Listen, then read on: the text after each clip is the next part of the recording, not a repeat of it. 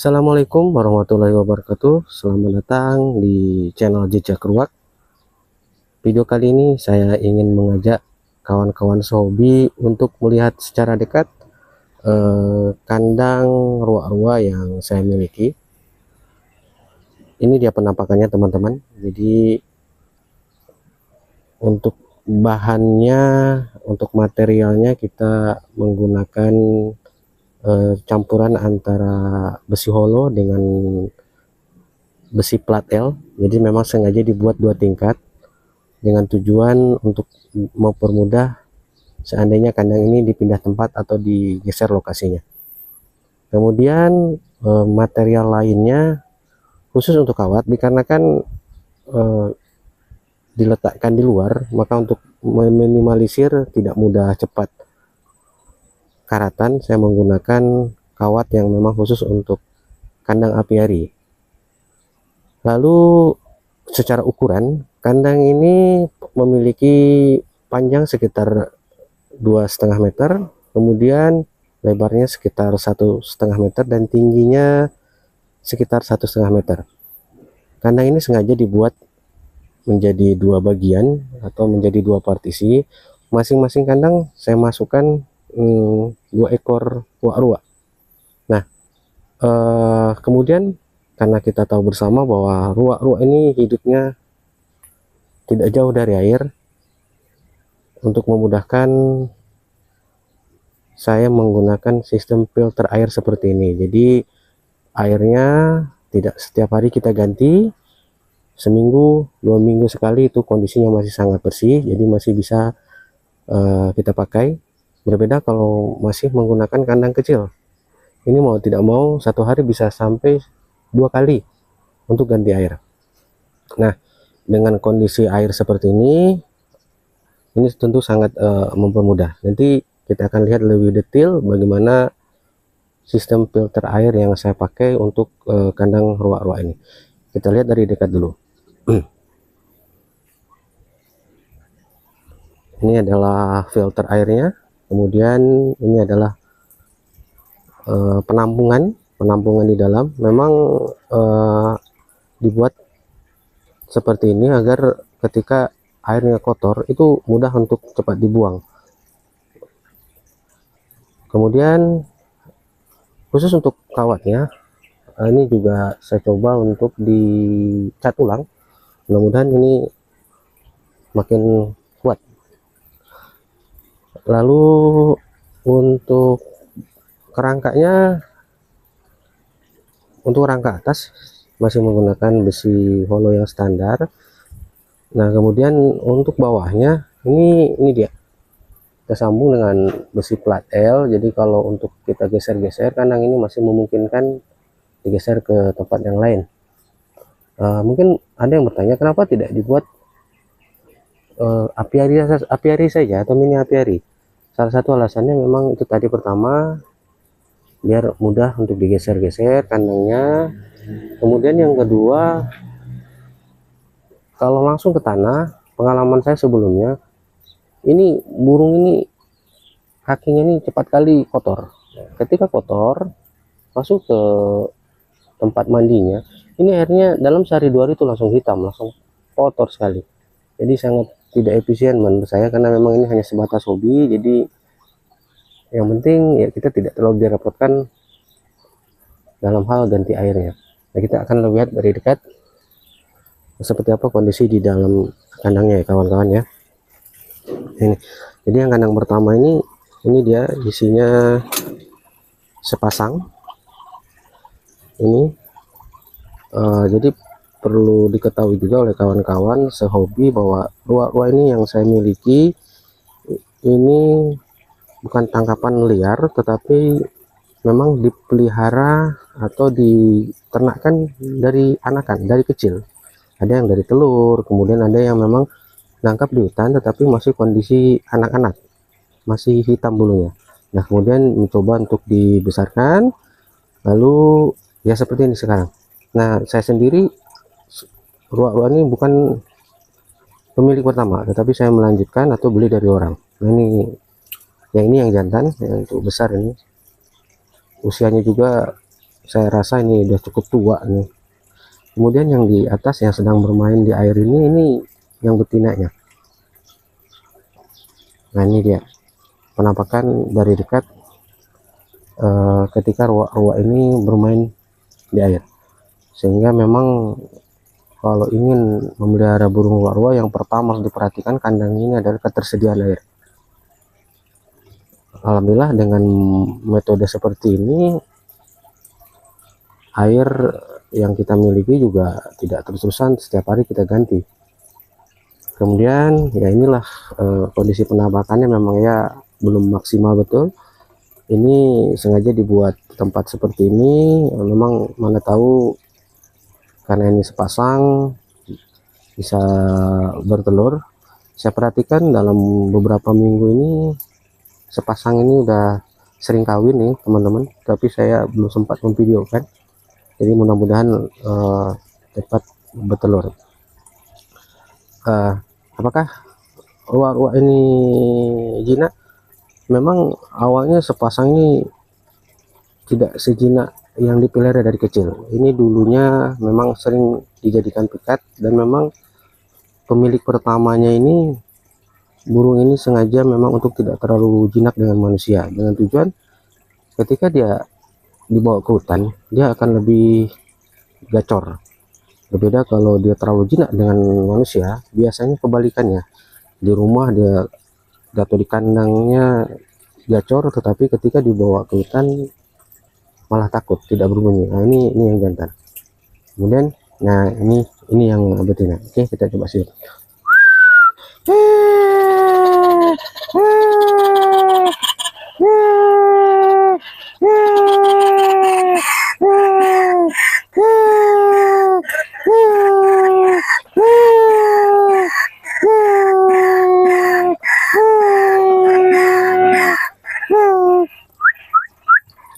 Nah seperti itu bunyi ruak-ruak yang sepasang ini teman-teman. Memang terutama yang jantan ini suaranya juga tidak terlalu sering berbunyi, dia hanya sesekali saja. Berbeda dengan yang betina, ini cukup rutin, cukup rajin dia berbunyi. Dan sepasang ini memang kalau ada orang lain selain saya, biasanya dia akan takut, dia akan berontak walaupun di kandang, karena memang awalnya dulu juga burung cukup liar, butuh penyesuaian cukup lama untuk bisa mau mendekat seperti ini teman-teman.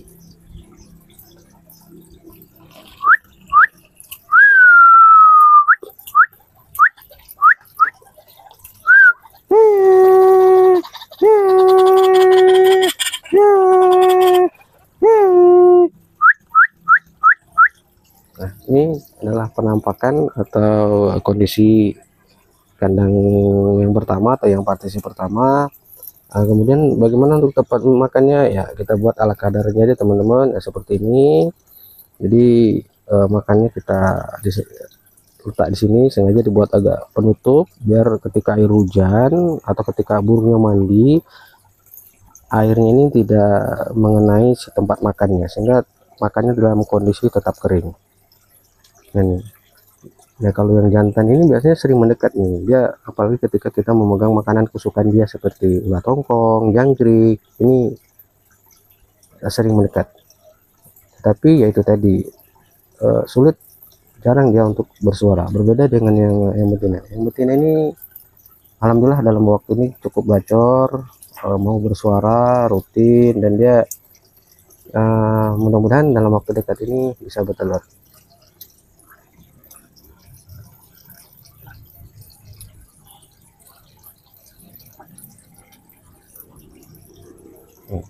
Nah ini dia penampakan tempat mandinya. Ini biasanya tempat mandi ini 1 atau 2 minggu tuh paling cepat saya ganti, tetapi kalau memang keterbatasan ya pekerjaan, biasanya 3 minggu 2 minggu baru saya ganti ya, karena memang kondisinya air di tempat saya ini memang airnya air rawa, jadi memang warnanya agak sedikit coklatan teman-teman, tapi sebetulnya ini bersih. Ini kondisi kandang yang pertama. Oke, kita tutup.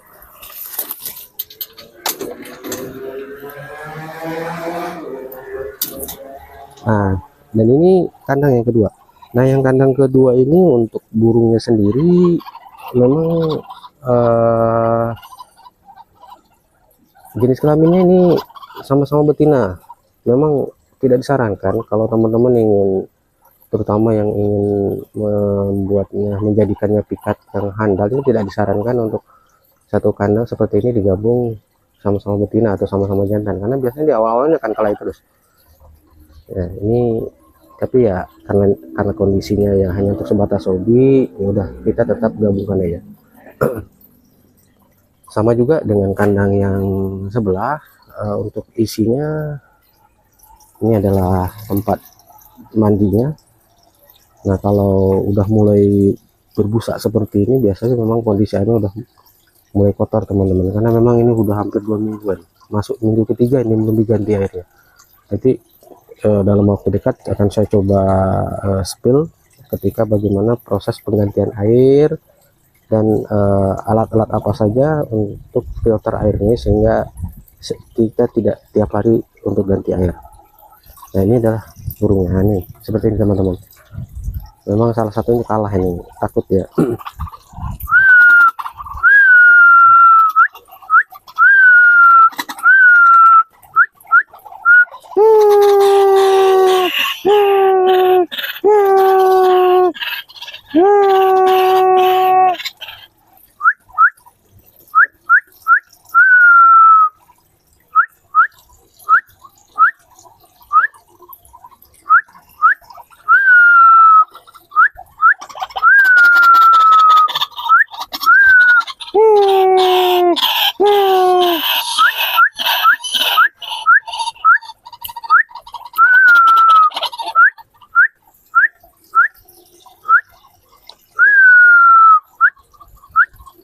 Ini juga tempat makannya.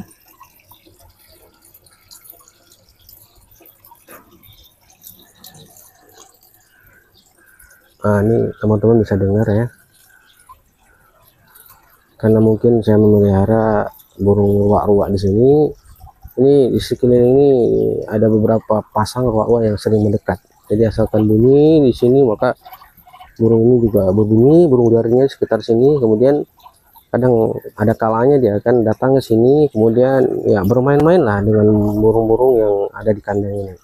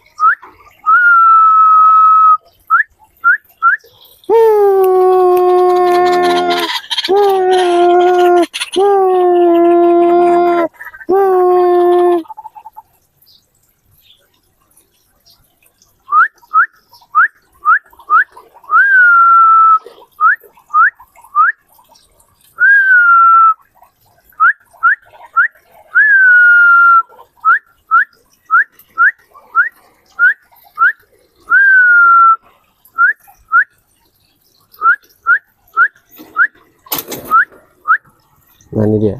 Jadi ketika didekati, nah, burung yang sepasang ini dia akan menjauh. Tapi kalau kita ya menjauh, dia akan mendekat.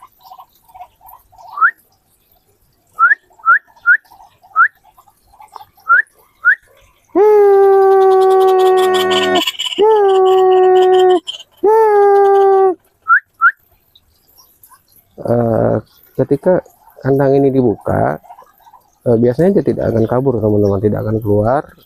Ya cuma karena di sekitar sini banyak kucing dan ada beberapa hewan predator lain seperti biawak ya, jadi memang nggak pernah saya lepas di luar gitu.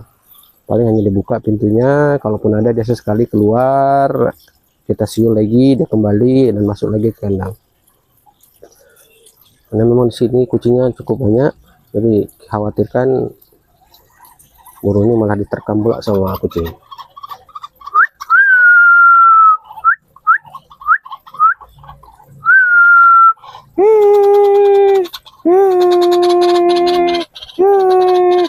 Nah, sebagai informasi, kalau yang sama-sama betina yang di kandang sebelah ini usianya masih cukup muda teman-teman, ya antara sekitar 2 tahunan, 1,5 tahun atau seperti itu. Tetapi kalau yang ini memang udah tua, bisa di atas 3 tahun ini.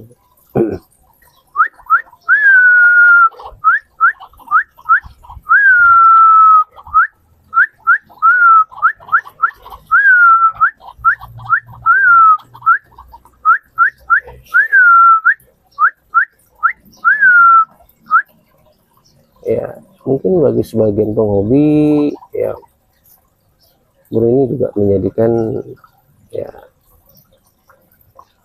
untuk sebagai tempat melepas lelah sebetulnya. Jadi kita bermain-main seperti ini ya, bukan berarti ya, kadang ada orang yang burungnya mungkin burung yang mahal-mahal, tapi ya bagi saya ya dengan ruak-ruannya aja udah sangat unik ya, karena memang kalau di sini jarang orang memelihara ruak-ruak seperti ini.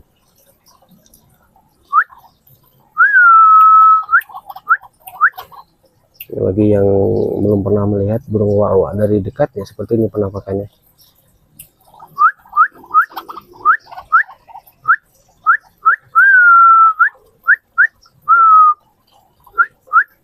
Ini hati-hati nih, patukannya cukup kuat nih teman-teman, bisa apalagi cakarnya, kalau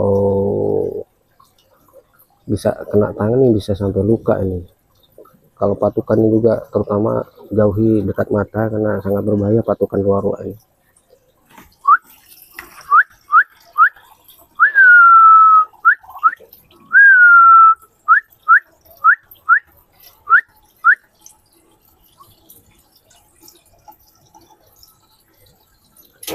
Nah, jadi selain 2 kandang ini, sebetulnya teman-teman saya juga memiliki 1 ekor lagi, tetapi burungnya tidak dibuat kandang khusus seperti ini.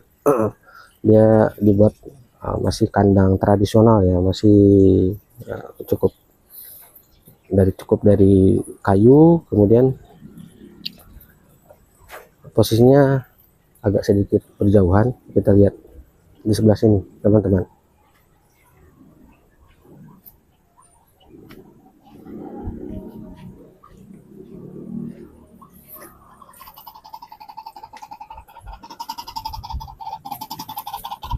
Nah, ini dia.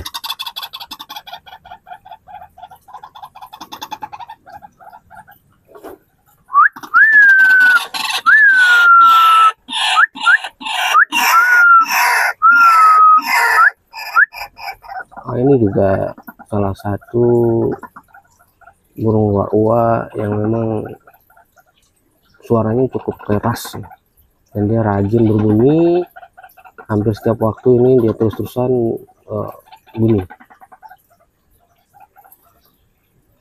Kalau ini memang kandangnya ya kandang kayu biasa, ukurannya pun tidak terlalu besar, itu sekitar panjangnya ini sekitar 100 cm, kemudian dengan lebar sekitar 70 cm, dengan tingginya 60 cm.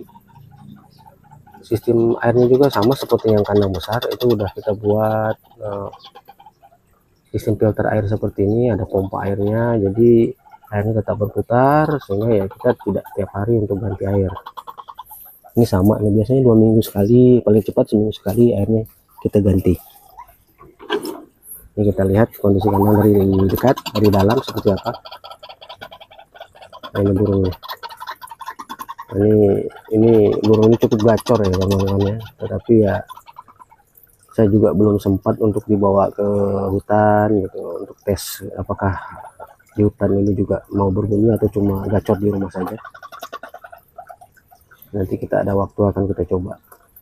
Nah, ini adalah penampakan sistem airnya,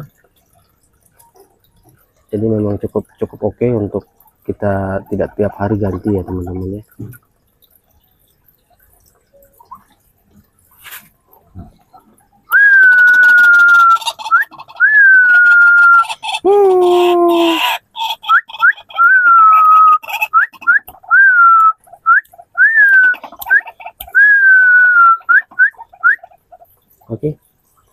Mungkin itu saja. Jadi di video selanjutnya nanti kita akan coba spill lebih detail lagi sistem filter air, yang mudah-mudahan nanti mungkin bagi yang penghobi yang suka melihara luwak ini menjadi inspirasi.